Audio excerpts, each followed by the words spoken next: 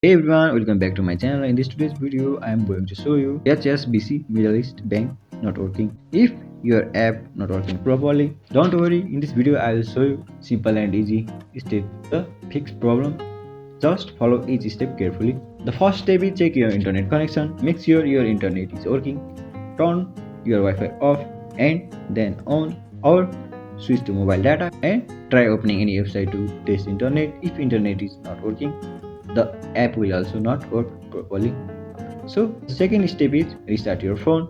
Sometimes a simple restart can fix many problems and this helps remove small bugs and glitches. The another step is update the app. Make sure your app is updated to the latest version and open Play Store or App Store. Search for the app, tap on update option if it is available. So old version may not work properly. And the another step is clear app cache. Clearing cache can fix loading and crashing issues.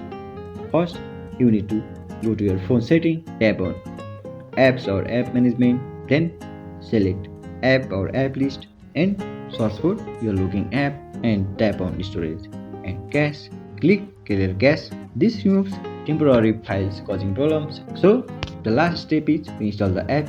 If nothing works, install the app, restart your phone, install the app again from Play Store or App Store, and by doing all of it, this gives a fresh start to the app.